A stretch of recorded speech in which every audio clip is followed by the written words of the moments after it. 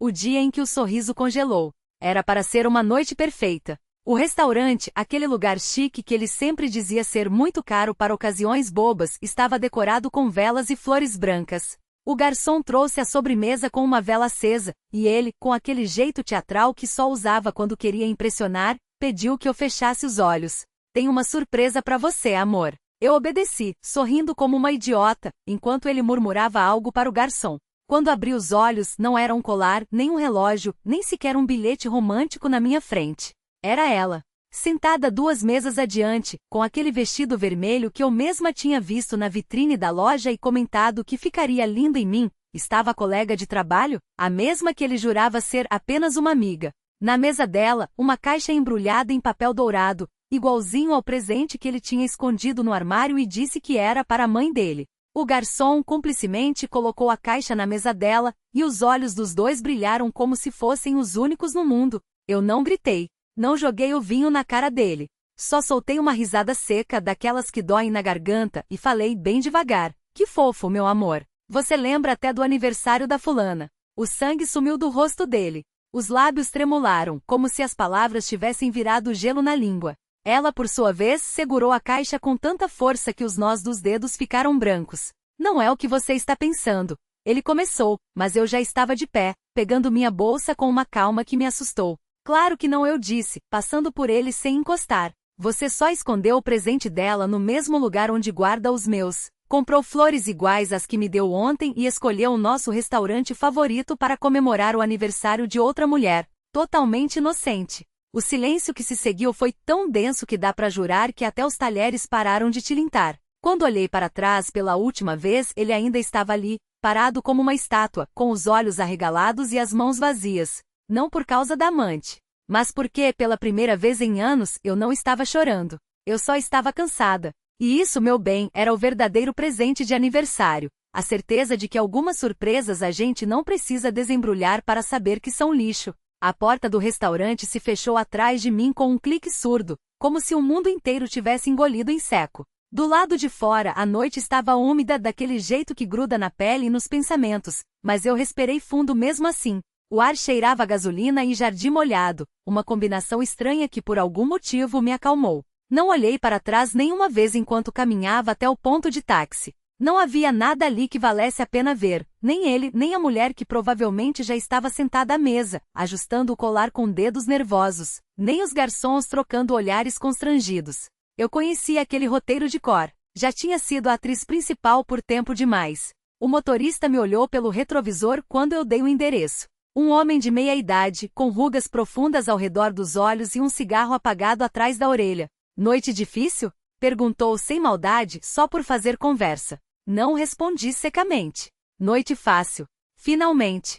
Ele assentiu como se entendesse e ligou o rádio. Uma música antiga, alguma coisa com violões e uma voz feminina rasgada, falando de amor como se fosse uma doença. Desliguei o som com um gesto. Não queria ouvir sobre isso. Não naquela noite. O apartamento estava escuro quando cheguei, mas não liguei as luzes.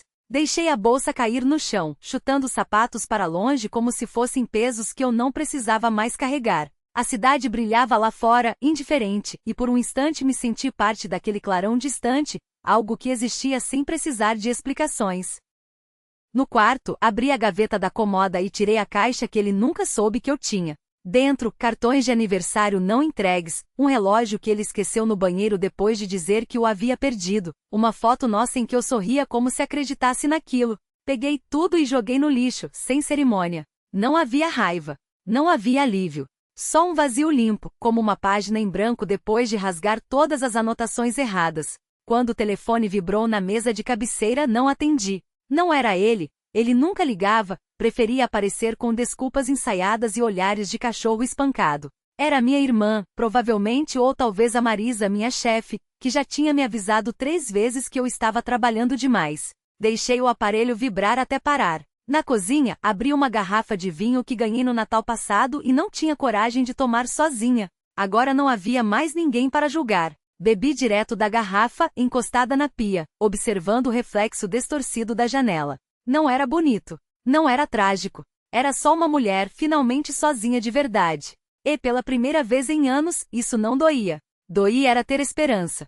A garrafa escorregou entre os dedos, batendo levemente no mármore antes que eu a segurasse de novo. O vinho barato e adocicado queimou um pouco na garganta, mas engoli sem careta. Não havia mais motivo para fingir gostar de coisa alguma. Lá fora, a cidade continuava seu ruído surdo, buzinas, sirenes distantes, o zumbido dos postes de luz. Antes, eu costumava fechar os olhos e imaginar que era o mar. Agora, não precisava mais inventar nada. O som era só isso, pessoas indo e vindo, vivendo como se o mundo não fosse uma armadilha disfarçada de rotina. Sentei no chão da cozinha, as costas apoiadas no armário, as pernas esticadas. O frio do azulejo subia pela minha calça, mas não me mexi. Pensei nas caixas empilhadas no quarto, roupas que nunca mais usaria, livros que ele tinha lido e marcado com caneta, como se fossem dele, como se tudo fosse dele. Amanhã talvez eu as levasse embora, ou queimasse, ou simplesmente deixasse apodrecer ali, como o museu de uma vida que não existia mais. O telefone vibrou de novo. Dessa vez era uma mensagem. Não da minha irmã, não da Marisa. Um número desconhecido. Você deixou a chave do apartamento na gaveta da mesa. Não vou usá-la. Não respondi. Não apaguei.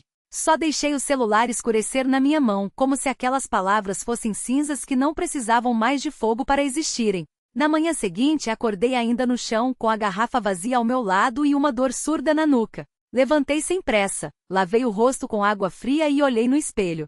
Os olhos estavam inchados, mas não de chorar. De dormir mal.